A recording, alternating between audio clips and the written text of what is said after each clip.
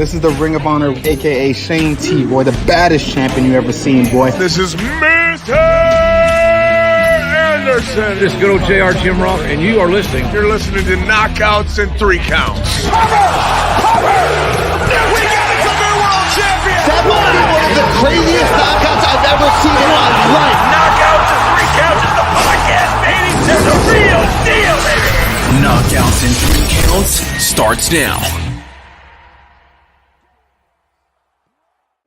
Ooh, what up, though? This is a Thursday coming at you with an early edition of Knockouts and 3 Counts. And man, what a day in the world of wrestling to have to talk about. So Corey is out riding his bike with Brian today. And so, you know, we've got a much better looking co-host than Corey, you know, all that gangly hair he's got all the time. But we've got the debut and the first time on the show of TK Trinidad. How you doing? I'm good. How are you doing? Can't complain, man. We're getting another heat wave here as far as we get our last couple days of summer before Michigan just turns into cold-ass weather. But I can't complain too much. Been busy with the Cage Titans press conference. Shout out to past guest of the show, Joe Giannetti, getting ready to defend his belt against Michael Dufort. I was over there starting problems about who's better between the Montreal Canadiens and the Bruins, but that's a story for another time. J-Bone, how the hell are you on a Thursday, brother, man? I caught that too, by the way, on the press conference. Nice. You know, I try out here. You know, I got Mortal Kombat in there. He's trying to stir shit up, man. But hey, it's Thursday, man. Isn't that what I'm supposed to do? A lot of stuff in the wrestling world, man. A lot of good news and bad news, I would say. It depends on how you look at it from a standpoint. So we're gonna get right into it. Yeah, man. It's I mean, I think everybody was kind of talking about that a little bit when the news of like Endeavor and the whole TKO thing with WWE and UFC. I mean, especially with what happened at the beginning of the pandemic and the way they had that mass cut like that. I think most people really kind of thought that was what it was going to be. But we'll get into that in a little bit. Before we get to that, though, TK, look at this. So I talked about in Chicago, you know, I've been listening to a lot of the different stuff you've done from the stuff that you were doing with AfterBuzz and when you used to be on Xbox Podcast, and I've been checking out what you've been doing with Women's Wrestling Talk. So let me know and let our viewers know a little bit about what you got going on. Let them know about your show and how you fit into this world of pro wrestling. Wow. So what I have going on, so Women's Wrestling Talk it started in 2017. It was Women's Wrestling Weekly. I don't know if you asked for the whole like narrative, but I'm going to keep it really, really short. Go ahead. But yeah, so it was a women's owned network for women.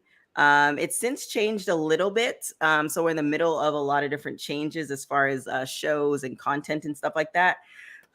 So at the moment we have a news show, and then there's just been a restructuring as far as other shows. So yeah, there's just a lot of different things happening, new writers and stuff like that. And, you know, it's kind of almost on not the same level. We're not making nowhere near as much money as WWE or TKO or any of that stuff. But yeah, there's a possible deal coming through as far as, you know, somebody buying Women's Wrestling Talk. So yeah, there's a lot of different things happening. So I'm sorry to be so vague, but yeah, you kind of caught us in this weird period of time. But yeah, some new things are coming down the pipeline. So stay tuned for those people who are fans of Women's Wrestling Talk. I definitely think it's going to be dope. I'm definitely looking to seeing what you guys got coming with that, man. It's crazy in the world of wrestling because I feel like it goes in like its ebbs and flows. It's like, you know, it goes from where like everything will be cool, and then you have something like this merger to where shit just goes crazy for a minute, and then it'll go back to cool for like the new norm of cool kind of thing. Yep. So it's just funny with wrestling because I feel like we're always talking about that. Let's see. Reportedly, NXT will be pushed as a major third show. It should be, though. NXT has been, I would argue, NXT has been one of their best products they've had of the three of them in a while. That kind of leads into one of the things we were going to talk about, too. So, like you mentioned, you know, your show centers around women's wrestling. What are some of the things that stick out right now in the world of women's wrestling that are sticking out to you right now? I mean, it's crazy because, I mean, timing, certain things you can't predict as far as timing wise. And I'm really like, we dropped that Jade Cargill interview, I think like 2 weeks before she left AEW. So first off, kudos to my instinct, because if I waited and sat on that interview, it wouldn't have, panned out the way it did. So, or the universe or whoever told me. So I'm really excited about, what's gonna happen with Jade Cargill, and if everything does go with WWE, because yes, there have been maybe sightings allegedly of her. I mean, she's no longer with AEW, but we don't really know what that looks like. So there's that. I'm really excited to see that, because I'd love to see her matches with her and Bianca. Essentially, I think the matches that should have happened between Bianca and Trinity, probably, like, I would, optimists want to see those matches with Jade and Bianca, provided that Jade can kind of get up to that level. So that's one thing. And then of course, like, I have been a Trinity fan and a friend, so I love seeing her on Impact. I love the things that she's doing on Impact. I love seeing the new eyeballs on Impact. So those are kind of the two major things that I'm kind of like I love seeing all this stuff. And of course, and then also the third one, Becky and NXT, which is an amazing thing too. I think, that was one of those things when I heard she was coming down there. That's been one of my favorite things that I've seen in NXT that they've done under this. I don't know if you call it new regime. We'll just call it the HBK era. I've liked the way they've used a lot of the people from the main roster to come down there and use them to either bring up the people that are in NXT, but also kind of revitalize the people that they're bringing down there. Like, the one that jumps off the page to me is Baron Corbin. I mean, Baron Corbin wasn't really doing shit on the main roster for quite a while, and it had gotten to the point where a lot of people were saying it was getting stale again and all these things. And then, he goes down there, has the stuff with Carmelo Hayes and Wes Lee, and I've enjoyed a lot of it, and another one of the names that pops out, it's crazy with us talking about the WWE releases and things, was Dana Brooke. I thought Dana Brooke going down there and her doing what she was doing in NXT, I think it was doing a good job to kind of revitalize her and what she was doing and all those things as well. But like you mentioned, Becky coming down there, and even though she took the belt from Tiffany Stratton, that's immediately putting her up there with the fact that she's even in the ring with her. And now that they're bringing Tiffany Stratton to Raw, it's I've liked what they've done with NXT. What do you think of Becky wrapping up the Grand Slam? I mean, well, first off, I definitely love the fact that Becky came down to NXT, and we got to interview Dana Brooke, and I feel like she was trying to find her way with WWE, but WWE wasn't really feeling her. Like, I don't think it was, I think she's a great wrestler. I think she had some great gimmicks during her time there.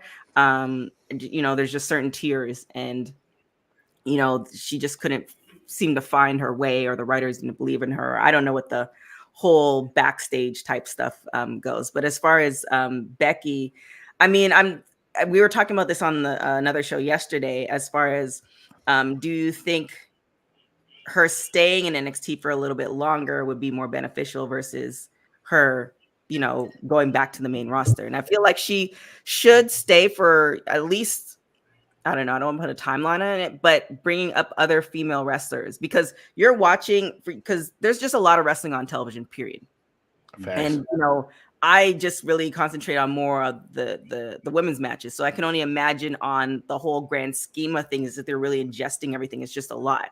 But what I really like with Becky is that, let's be honest, a lot of people that are on the main roster of WWE are in their late to early 40s, if not mid 40s. Like, a lot of them are older, the ones that we love, the ones that we want storylines for and everything like that. And it's time to really try to usher in the newer talent and bring them up to a point where, when the old guard starts moving out, it's not like, oh, who do we have now? So I love the fact where Becky is with NXT, because it's going to be bringing eyeballs to NXT for those who haven't watched NXT or who haven't really been really looking at it. So that's kind of, I don't know if that answered your question completely, but that's kind of where I sit with that. Oh no, for sure. And I also think, I would much along the same line with what I said about Baron Corbin, I think the same really applies to Becky Lynch. I would much rather see Becky Lynch in a spot like this where there's actual story around what she's doing and that you're actually having these matches versus, don't get me wrong. I thought, and we talked about this with JC from Dave and Chuck the Freak here in Detroit, but the match that Becky and Trish had in the cage at Payback was super dope. Not saying that I didn't enjoy what we saw with Becky and Trish, but I would much rather see Becky in a spot where she's going down to NXT and having a meaningful match, having a meaningful story versus just having her on Raw because it's Becky Lynch and they just have her there because they want to keep her on TV. I would much rather see her maybe even in what they might look at as a less than, but now, like you said, she's elevating, Tiffany Stratton, and getting another run to kind of separate her from what's going on Raw. So then it also creates a way so that once she comes back to Raw or SmackDown or wherever she's going to be at, then, there's people are wanting to see her there. J-Bone, what do you think about, Becky winning the title and going down there to NXT? Well, I mean, it's volume of work, man, and the hard work she's put in. I mean, it can't be just anybody. You can't just throw anybody back down to NXT. A notable star from Raw or SmackDown, for that matter, you can't just grab somebody and put it in there. So it was very well planned, and it's got to be somebody with some star power. And like we talked about before, what's better getting these people acclimated to the main roster than putting somebody of that caliber with somebody trying to come up? So it's all positive things. She's a Grand Slam champion now. She's working with these younger talents, bringing them up, all positive things, all under the umbrella of HBK. I think it's a great thing, man. I love it. Well, we got in the comments, shout out to everybody that's checking us out from TK's channels. If you guys are new here, make sure you hit that subscribe button, the like button, share them out, help us out. That all said, amidst all the Jade talk, I hope she isn't cutting EO's reign short. With that said, what do you, TK, what do you think about where we see Jade next? Obviously, we know that they say that she's been spotted there and all these things. For me, a lot of people are like, oh, take her to SmackDown, put her in the Hurt Business, all that. I think her going to NXT first would be perfect. What if she's the one to take the belt back off of Becky? Even if she's only there for, let's say, and again, like you said, I'm not trying to put a timeline on anything. We don't even know for sure that she's there. But hypothetically, if she goes to WWE, put her into NXT for 6-8 months, let her get a dominant run with the title, kind of like what she did in AEW. Not necessarily got to be like the undefeated thing, because somebody else brought this up to me and I didn't even really think about it in this sense. Because I really don't think WWE necessarily cares what somebody's done in AEW. Like, we've already heard what they think of them, and we've already heard them, kind of give their thoughts.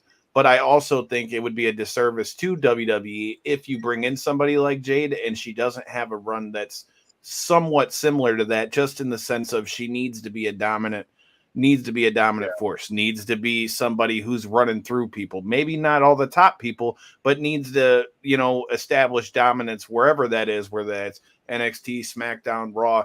I mean, I would say that it's probably not far-fetched to say that they know what they're doing if they're getting Jade. I don't think that you see them try to just get her and shove her down the card. But what do you think if you could have the potential, as we say on our show sometimes?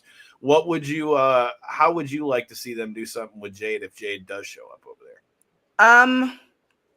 Well, I mean, yes, we did hear what WWE feels about AEW and vice versa, but I feel like Jade did mention in a previous interview or in an article, I believe it was, that she was talking to WWE before she got signed to AEW. So that means that WWE was interested, and people there's kind of like different tiers of athletes, and people are very much aware of Jade and like just her her athletic ability, all that stuff. Like, she's already a star.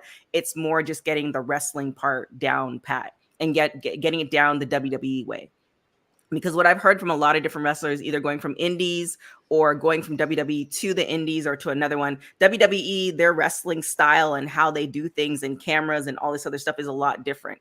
So it's getting her acclimated to that. Not to say, I mean, I definitely believe she can do it. I agree too. NXT would probably be the best bet to for her to start, because I want to see her wrestle.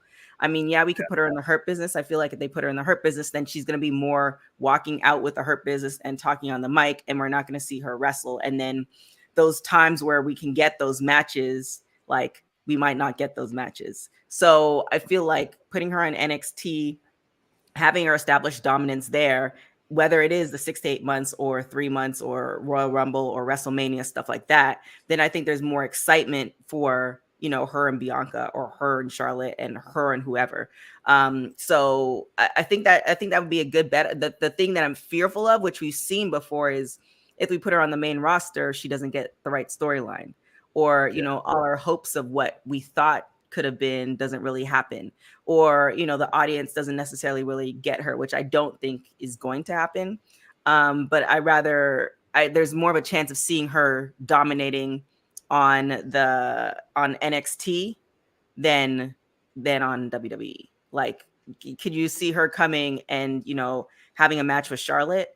Like, if she beats Charlotte, then that kind of takes a little bit of the mystique away. So it's kind of like you want to kind of keep her away from those epic matches that we do want to see, because now it's two epic people against each other. So, but you know, we you don't want to build the fire too soon. You know what I mean? Yeah. You got to build to it. I see what you mean. Now, would you guys be opposed to? I mean, we're not that far away from the Royal Rumble. Would you be opposed to her staying under the radar in WWE and not debuting until the Royal Rumble? Would that be something you could do that and still have her do the NXT thing? I wouldn't have any problem with her showing up in the Royal Rumble and then she shows up in NXT. Mm-hmm. Yeah, I think the oh, am I paused or no? I think Kyle's paused. Okay, I'm like, wait, is that me? I think that I mean, just kind of like, just imagine it like she's at NXT and or we don't see her, which is one or, but then she shows up on Royal Rumble, like that pop is gonna be crazy. Oh, huge. I feel like if she shows up at WrestleMania, we're definitely gonna have to see that, you know, that storyline. She can't just show up. So yeah, I wouldn't mind seeing her like and debuting on NXT, you know, running through the locker room, establishing dominance, and or, which I don't want to see because I'm still kind of salty the fact that Bianca didn't get the NXT title, and or she's on NXT and then, you know, she pops at the Royal Rumble. So there, you know, there's either way. The dirt sheets are saying, I guess he's restarting. The dirt sheets are saying that Triple H already has some type of storyline. So I mean, you know, they don't really listen to us. So we'll see. We'll see what happens. I mean, I like we talked about, I think it is going to be good for her to get down there, get the reps in. And like you said, WWE just has a way. They have a different way than everybody else. So for her to be down there, I mean, it speaks volumes to like what they think of AEW though, because that was AEW's top draw for the women's division at least. So for them to stick her down there, say she needs more work per se, knock on her by any means, it just shows you what WWE really thinks of how they need to be doing things versus how AEW is doing things. I think it's different. It is, like you've mentioned. Yeah, and then she's still brand new. Like, this is what she said in her interview as well. Like, she still realizes that she's very green compared to other women. So, and then also too, it depends on how long the contract is, because she's in a very great position to be in, where it was the best thing for her to go to AEW versus WWE, because she was like at the top, or she was the top, and you know, people whether loved her or hated her, all the things. So I think she has more say in what her contract looks like, because she went for AEW, which has a less, you know, crazier schedule than WWE. So, you know, would she be traveling all the time? She has a child, she has a husband, they own a softball team. Like, she wants to get into acting. So what that contract really looks like, is it going to be more of like a Ronda Rousey type contract? Or is she going to be like, you know, okay, I'll give you guys, you know, 2 years of my time. I'm going to go all in. I'm going to go to, you know, all the live shows. I'm going to do this. I'm going to do that. But you only get 2 years. Like, it just depends. And she's in that particular situation where I really think that she can say what she wants, you know, minus a couple of things here and there, and they'll give it to her, because she's just that dominant right now. And like we said, what a better play than WWE, right? You want to make it to the next level. You want to be a superstar. You've seen it all happen with The Rock, Ronda Rousey. You know what I mean? So this is definitely a launching pad for her to get to that next level, wherever she may do acting, anything. Like you said, she's got so many things she's doing. WWE is a good spot to get that started. So I think it's a very smart move on her part. Yeah. Very not smart. Don't move on mind her me. part. I kicked the cord out on the charger, and you gotta love technical difficulties on a Thursday. But It's all good, man. you gotta love Like it. Gotta love how StreamYard what keeps about it going. AEW though? I mean, what do you think AEW is thinking right now? I mean, if it were me, I'd have been back in the Brinks truck up to her house, to be honest. But where does that leave them? Well, I feel like based Here's off my of honest thought. Here's my honest. Kyle's, you're cutting out a little bit, pal. I can't really hear you. Kyle's having all the difficulties. I know that happened to me last week too. He's back Oh yeah, so with AEW, so our interview dropped and Jade said that she talks to Tony all the time. I got to ask Tony about Jade at the scrum.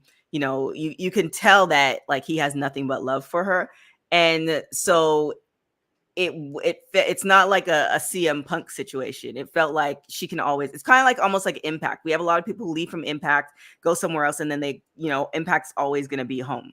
So I feel like AEW is like that as well. That if she wants to do like a 10-year of wrestling, and she's done with WWE, she can go back to AEW.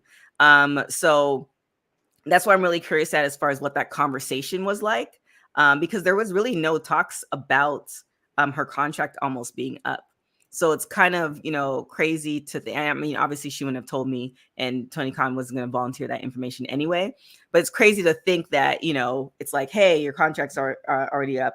Here are your options. And her saying, hey, maybe, somebody from WWE, I don't know if it's legal to do that, but, letting her know like, hey, here's what we can give you. Like, we see your value.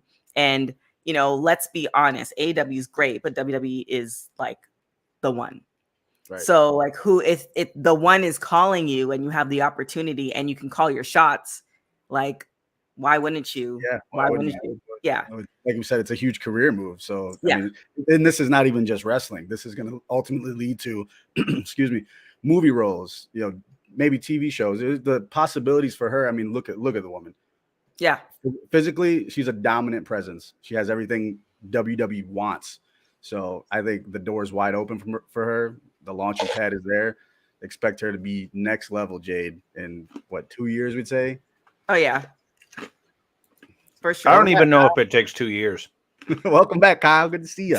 You gotta love it, dude. Fuck these technical I can't even speak now. Fucking up my speak. Can't even do the show right. But you gotta love it. But I agree with everything what you guys were saying. I heard what you said. I think it's not even going to take a year, dude. 2 years is probably a good barometer on it, but I feel like you give it a year and a half, as long as it all depends on what WWE sees her as, I feel like, though. Because there's also been plenty of people where, okay, they go to WWE and everybody's like, yo, this is going to be dope. If this person goes to WWE and gets the WWE shine and the WWE polish on them, then they're just going to be dope. Right. And then they go there, and then WWE doesn't see them the same as wherever it was that they were before. And then it doesn't end up being what everybody expects it to. I'd like to think that that's different with Jade because, like everybody says, she's just got a look where when she walks in the ring, she gets in the ring and does what she does. There's not too many people that can, get the eyes and attention like she does. So with that said, I don't know that I think that that's necessarily a worry with Jade. But like always, it's you never know what's going to happen. You never know what's going to happen. You never know how they're going to play it. But again, like I said, as far as the NXT stuff goes, I am very much so enjoying what they're doing. I think that's the way to go as far as Jade goes. And I think it would give her enough time to be able to get her up to speed with the WWE stuff, especially, again, like you noted earlier, J-Bone, with somebody like Shawn Michaels at the helm. By the time she gets to WWE, I don't think it's going to be too far off. Well, before we get to talking about TKO and Endeavor and this whole merger and what we're seeing with these releases, I've got to give a shout out to our sponsors. Shout out to Potter's Tree Service. If you need to get, the tree removal, if you need to get the storm cleanup, if you need wood chipping and everything else, if you're in the Hastings, Michigan area or the UP Asa Potter, Potter's Tree Service is your guy. Like I said, shout out to Asa. He's always looking out for a lot of the local MMA here and all those things there. All his links, the phone number, all that good stuff are in our description. So if you haven't done so, go like his page on Facebook and tell him Knockouts and 3 Counts sent you. But I see another one in here, Jaden Lashley. See, okay, my only thing with that is like, I feel like if Jade was to just go into the Hurt business, I feel like that needs to be Bianca's spot. Everybody already knows Bianca and Tez they already know about all that. They've already alluded to it on TV plenty. I feel like that's tailor-made. I mean, don't get me wrong. I'm not saying that Jade couldn't fit in there either, but I kind of just feel like, especially with the vibe being at SummerSlam, like it kind of felt like they wanted Bianca to almost have that heel vibe in a sense too. So I feel like they've slowly been flirting with it. I feel like we need to see something major happen where Bianca just says, I'm tired of this shit, and just beats the hell out of somebody and goes with the Hurt business. That's just my opinion. I mean, it's bound. I mean, it's bound to happen. Like, you have to kind of go the ebbs and flows of your character. So yeah, I mean, it just really. I think it's not. No matter where you put her, she'll be fine. I'm just more of like wanting to see her in a Charlotte. You have to come with at least some type of Charlotte quality wrestling ability, and I don't think she's there yet. So that's one of those things where it's like, yes, we want to see her visually. It'll look amazing, but if she can't keep up and Charlotte's kind of carrying her through, then it's a way more epic match when two people are equal as far as wrestling ability. So, I rather her being a former athlete and all this stuff is playing into her favor, and also seeing what she's done thus far when she was at AEW has been great. So even if they do keep her until Royal Rumble, she's putting in those reps every single day with people like Natalia or whoever, then she's going to be Gucci. But if she comes and her ability, like, she's not on that level, like, are we really going to want it? We're going to be disappointed. And now it's up to WWE because WWE is kind of fickle. I feel like she's going to get that Bianca rub, because they had been talking about Bianca before she even debuted on NXT. Like, I remember the videos of her lifting and all this stuff. I remember. And yeah, so they've been like, her path to WWE was like golden. Like, we already know what was going to happen, all the things. So I feel like that's what they're going to do with her. It's just really on like, the WWE style and the wrestling ability, and where that happens. Yeah, I think agree. we just need to give it time, man. Like we said, we don't want to light the fire too quick. You got something if you're WWE, read the room, right? Everybody eventually wants to see Jade versus Bianca. I think where else do you put that besides like your big WrestleMania match, right? Right. So build the shit out of it. No, yeah, you know what I mean?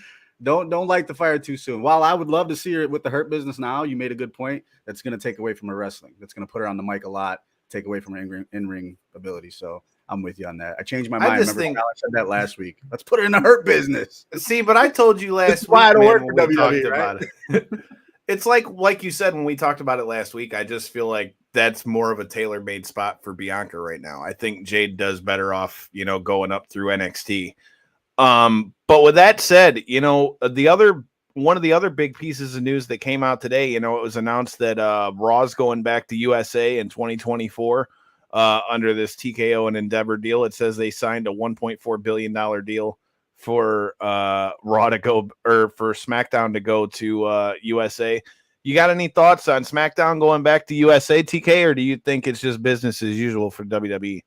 I mean, it's business as usual. The things that we don't see, like all the deals that are made, it's a numbers game, it's a views game, and TV views are not like they were 10 years ago, or even 15 years ago. Like, I worked for a TV show that was on for 21 seasons, and they just wrapped everything up.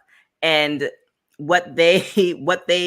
their last season compared to their views from 10 years ago was like night and day. It's two different things. So it's not necessarily, it's more of how both parties can make money. So, with the networks, it's not like a loyalty thing. It's more of, what makes sense for both of us, because it's a very weird situation we're in now. Like, we can watch TV anywhere on anything, right? And if we wait, or not, we don't even have to wait. We don't even have to watch TV. We can go on Twitter and see exactly what's happening on the matches, because WWE releases them as the matches are going, or somebody's commenting on them. So the way we ingest television and stuff like that's a lot different. So it's just, I think with both parties or whatever network they, with USA, who they ended up partnering with, it just made more sense, probably financially, for both of them. Yeah, man, it's kind of hard. I mean, like I say, they're making money hand over fist any way it goes. But with that said, I mean, it's just crazy to think, because it makes you wonder how much, if any, do you think WWE changes with this merger with Endeavor now that it's starting to take shape? I say that in the sense of, like you said, now that we've got all these list of releases. So far, from what I can see, you've got, just today, you've got Dolph Ziggler, Shelton Benjamin, Top Dollar, Dana Brooke, Riddick Moss, Emma, Elias, Yulissa Leone from NXT. You got Babatunde from NXT, Shanky, Mason Mansoor, Quincy Elliott from NXT, and Ali is also gone from WWE. So, I mean, we've already seen a list of people gone.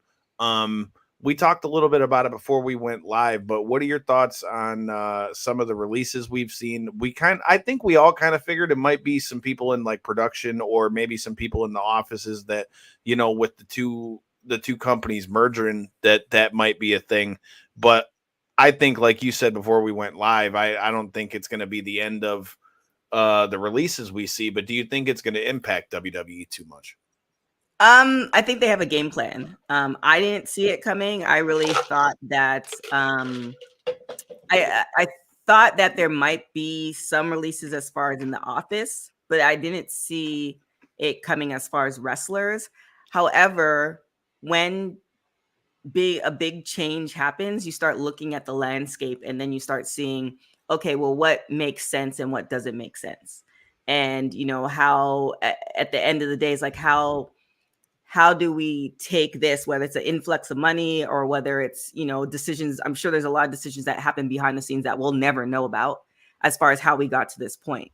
So, we were talking, we have another chat for my group, and we were just saying, like, a lot of the people that they released, like, they hadn't been using. So it's kind of one of those things where it's unfortunate, but I said this yesterday. It's like, we had the tryouts, but it's like, how are we going to sign all these people from the tryouts and then still have a full locker room? So, and then it also goes back to the age thing. Like, I don't know how old Dolph Ziggler is, but I know he's been wrestling for a while, a long time. So it's like, he's pretty much, the likelihood of him getting. Oh, now TK's turn. Oh no. A belt again, or a championship, or that stuff. It looks like we're all going to have our turn with the technical difficulties today, man. Well, Dolph's 43, but I mean, I would argue that Dolph can still go as good as half the people that are there. I think in a lot of ways, man, I think that Dolph probably ends up in AEW, especially with his brother being over there. I think he's one of the ones that I could definitely see, even if it's for a short run. I mean, look what we saw with Matt Cardona going over there with Cody. I definitely think I could see Dolph going over there, doing a short run over there and doing whatever, especially with his brother being over there. So I think, I remember Dolph when he first started. Are we talking about Spirit Squad Dolph, or which Dolph are we talking about? So he was in WWE for what, 19 years? I think it was the number. I mean, John Cena tweeted it out. I mean, for John Cena to tweet personally about you, 1,554 matches, that's saying something, dude. So that guy's got a hell of a man. I don't think he's going to have any trouble finding his next job, to be honest. Oh, not at all. If anybody's going to come out on top from this whole thing, it's probably going to be Dolph. Well, I would say Dolph is probably the biggest star that they had over there, so it's hard for it not to be him, Yeah. TK, what do you think about Dolph? What do you think we're going to see for him next? It looks like she might be frozen. I think she's still frozen.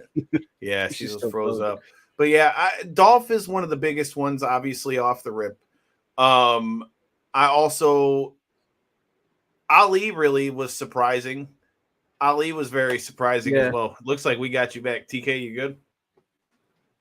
Nope, froze again. No, I was surprised too, but at the same time, you know, we seen this. What was it? 2 years ago, was kind of trying to find a way out. It seemed like, and I feel like they gave a second chance on that, and it just didn't work out. But supposed to be at that match, I'm at No Mercy.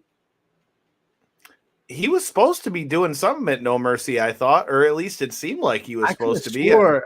I could be wrong, but I'm almost positive he was in that North American Championship match. I'd have to look that up. Or at least, okay, yeah, there you go. Yeah, with Dom. So he was involved with the thing with Dom. I mean, we still gotta figure that part out, but hey. TK is still pixelated. We're just having our turns here. So we're just having our turns tonight.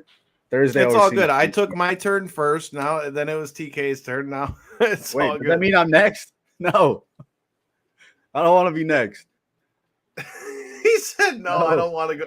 He said I don't want to go into the pixelation. It says you're muted on our side, TK. Oh shit, no, she's gone. She'll be back. She'll be back. They always come back. Now she's getting her run just like I did. But yeah, dude, Dolph Ziggler was the biggest one. Ali was definitely involved with Ali was definitely still involved you know, with what they had with Dom at No Mercy. What's next for Dana Brooke? Dana Brooke's another one I could definitely see going to AEW too, just because of name value. Especially with AEW losing Jade, if that's where this ends up playing out, I definitely think that it wouldn't be past them. Like I said, I definitely think Dolph Ziggler will end up over there. I think Dana Brooke could probably end up over there. I think they still run into the same problem that they have, though, in that there's a lot of women over there in AEW. But at the same time, I wouldn't put it past him to try to pick him up real quick, or pick her up real quick, and then put her on the TV, especially with Jade, you know, reportedly going over there to WWE. Ali should do some stuff with Blake Christian and GCW. That wouldn't be bad. I'd love that. I'd love to see Ali and GCW, man. That's one guy I hope he makes his rounds. You know what I mean? Don't kick settle. ass and evolve, dude. Yeah. Don't settle on a contract just yet, Ali. You got some stuff that you need to be doing, and we know he could work, man. So I'd love to see him just make a splash everywhere until you find a place to settle in. You know what I mean? He's the one, I think. I mean, a guy like him, dude, I could see him in AEW. I think he'd really be good in Impact. Yeah. Rick Boogs and Joe Hendry on Impact. Oh my God. There we go. that would be a hell of a pairing. But then what about Yo-Yo, bro? What about Yo-Yo? Yeah. Honestly, one I am sad about is Shelton Benjamin. Man, that one's that's a bummer, dude. I get Benjamin it. Is underrated. Like, I get it. I totally get it. Like at this point in his career, but man, that's just a guy that you love to watch him on TV. It's never just like, it's never like, oh, here's Shelton Benjamin again. It's always been like, oh hell yeah, Shelton Benjamin. We love that guy for whatever reasons. Everybody takes a liking to Shelton Benjamin, man. So that's one I am sad to go. But at the same time, he's not done. You know what I mean? He can make his rounds too. Check out. Do you think he's really going to go around? Do you really think he's going to go around and make rounds like that? Okay, Drew says he thinks. Wow, he said he thinks that Yuya's getting the axe, huh? Ooh, because remember he got one of the Feast or Fire. Right? Yeah, that's today. All right. See, man, you got. He wanted Shelton Benjamin to feud with Mia. Yeah, dude. Their rivalry between the two of them on social media has always been pretty funny. Yeah. It's just crazy the timing, because like Shawn Michaels definitely just came out a few weeks ago and said that like Shelton Benjamin should be in the Hall of Fame. You know, before he wraps it up. Like I said, that's one that was surprising. I like Top Dollar and I like Hit Row. It never really translated once it got to the main roster, but I always liked them as well. I see two different reports. Was it just Top was an entire hit row thing. I only saw Top Dollar, but it could be more than that. I agree with you completely. Shelton Benjamin would be a great producer. For anybody who's new here, yes, we are Knockouts and Three Counts. Make sure you hit the subscribe button so you don't miss any of the stuff we got coming. We will be talking about the PWI 500 list coming up soon with some of the people who helped pick that list. It's dope to have had TK on. We're both there. She is. She back. Now, there we go. Yeah. Now you're it. First me, now you, now you're it. That means I'm next. No. Went into the abyss. Oh, no. Dude, it was so bad when I tried to join back the first time. I'm like, what the fuck? Everything is just like moving slow. It looks normal on my side, but it's like we're froze up, dude. Gotta love it. Gotta love it. Oh, it. no. It looks like she's pixelated again. They just don't like this on a Thursday, Kyle. That's they what it is. You know what? It's like they're saying we're not doing it 9 o'clock. This isn't 9 o'clock, you know motherfuckers. You went early. We're just too much for the internet these days. Damn it, that's what it is. They can't handle us over here. They can't handle the truth. But we were talking about some of the releases. Obviously, I think Ziggler being the most surprising of them. I think he ends up in AEW with his brother for a little while. But we also were talking about like Top Dollar and, you know, I liked Hit Row. It was just another one of those that, like we talked about earlier, didn't, you know, correspond on the main roster and things of that nature. So it's going to be interesting to see how it plays out. Elias, too. We're not walking with Elias anymore. Yeah, that's a forgotten one there. We could have did so many things with him. Dolph Ziggler joined Swerve's group. Okay, that would be interesting. That'd be wild. That'd be a wild card, wouldn't it? Could Dolph Ziggler do the Prince Nana dance though? that's the question. Could you see Dolph Ziggler doing? I'm sure he could. Dolph Ziggler, the Prince Nana dance is like one of the best things in wrestling right now. Period. Yeah, I think it is definitely one of the best things in wrestling right now. Like I said, I get a kick out of the Prince Nana dance every time we get there. Well, before we run into too much more of the technical difficulties, we've talked about some of the we've talked about all a lot of the releases. Obviously, I think we're all in the same accord. I think we're going to see more before this ends. J-Bone, I know you watched the wrestlers in that, bro. So you got to tell me, what did you think of the wrestlers? I know you watched all the episodes. What'd you think? Yeah, man, it's a good insight on Ohio Valley Wrestling. It's a lot of things we don't know, a lot of things we don't see, you know, just be fans of pro wrestling. But got to give it to Al Snow, man. The guy has a hand dealt to him, and it looks tough. And sometimes I feel bad for him. But hey, what a great show, man. If you haven't seen that on Netflix, go watch it, because that's definitely a good watch. Binge it, though. I suggest binging it, because I was the one that was watching it like 2 a day. And now I'm like, no, dude, you got to watch this thing all the way through. Make it a movie. But for the wrestling fan, great show. Highly suggested. Al Snow, too. You really forget how good he was in the Attitude Era and how much he meant. He looks better now than he did in the way better, dude. He's jacked right now. Al Snow is jacked, bro. He is one of those guys. He looks like he just kicks your ass in his wheelchair. It don't matter. Dude, he was fucking huge. He looks better now than he did when he was doing the whole head thing. It was dope to see everybody kind of do the stuff with head. Doug Basham being in the or no, was it Doug or Danny Basham? It was one of the Basham. It was one of the Basham. Yeah, okay, I was right. Yeah, so Doug Basham with Al Snow, that was dope to see. It's funny, we talk about those tryouts with Jade. One of the people from the wrestlers, Hollywood Haley J, was on that list too of people that were in there. So, hey, man, at the end of the day, I think as long as it brings more eyes to stuff, that's ultimately going to be what's good for wrestling. And I feel like that's bringing a lot of eyes to maybe people that didn't see it. But TK, I know you said you guys might be doing a piece on that soon. You know, I know you got to see the first episode. What'd you think of what you've seen so far from that? Oh shit! It froze again. She's still not with us. We're having some difficulty. We just need to get like a big old antenna and just hook it up on everybody's house. Right. Just put us all in a bubble that reaches from California to Detroit.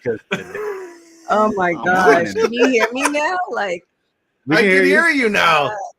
okay. All right. I'm not gonna touch anything because I'm Hold, like, hold still.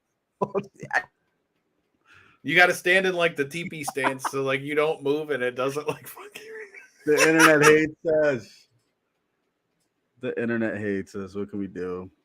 The internet definitely hates us on this one. I just touch a button and then like it goes haywire. He said he was telling you about the antenna and the hanger last time. I'm telling you, we need the old school antenna with the hanger. Hey, did it not work when we were kids? Come on. Why There would were we a do lot of things that worked as kids that I don't think maybe really worked. We just thought they did. Yeah. Hey, it's worth a shot at this point. Jeez. I mean, you're not wrong. Like, literally, we do this show twice a week, and usually there's no issues, no nothing. We run it a couple hours earlier, and it's like the internet just said, fuck y'all today. Yeah, man. I definitely would recommend the wrestlers to anybody who's a wrestling fan. Definitely interested to see what we're going to see next from the WWE releases, what we see next from the TKO and Endeavor thing. Like we said, we did the show with Hitman Joe Elmore for Bare Knuckle FC. We're going to see him do his thing next week. I definitely am thankful that we were able to be joined by TK Trinidad today. We're definitely going to have to run this back when the internet doesn't say fuck us today. And if you guys are in the area next or this Saturday, actually, what am I talking about? This Saturday, we're going to be in the building. Pine Knob, I Prevail. It's going to be a good time. We're going to have to check it out, dude. It's going to be good times. I Prevail, Bad Omens. Who else am I missing? Rival Sons. Bad Flower. Shout out to Riff Fest. Shout out to JC from 101 The Riff. Definitely going to be checking that out this weekend. And then the following weekend, they're putting me back on commentary. Lights Out Championship. Our guy Austin Bashy will be going to war. Austin Bashy will be going to the war in the main event against Askar, and they're letting me have a microphone again. I don't know if that's the best thing in the world, but thank you. If you're new here, make sure you hit subscribe on ours as well. Like I said, you never know who you're going to see. Pro wrestling, MMA, boxing. You know, we've had everybody from Booker T to Diamond Dallas Page to guys from UFC, Bellator, Ryzen, Bare Knuckle. Some of the guys from Five Finger Death Punch. Darren McCarty from the Detroit Red Wings joining us. I know we had a few people talking about the Impact Wrestling in the comments as well. And we'll have some stuff coming from them as well soon. And all of you guys, if you guys are watching this from TKs too, you'll see it. What'd you say? I can't wait for the PWI show. I have so much to say about that. The PWI 500. I can't wait. I definitely have some things to talk about with that too. So definitely stay tuned. Candace Cordelia from PWI 500 will be joining us as well. And like I said, Cage Titan 61 going down this weekend. Past guest of the show, Joe Giannetti versus Michael Dufort. And we were in there with the press conference. You can go check that out. I asked about Mortal Kombat. I asked about the Bruins versus the Canadians. And I asked who's going to win the main event. I asked the hard-hitting questions here. That's why we appreciate y'all hitting that subscribe button. So every Tuesday and Thursday, 9 p.m. Eastern, make sure you check us out here. We're here a little early. We're gone a little early. Peace.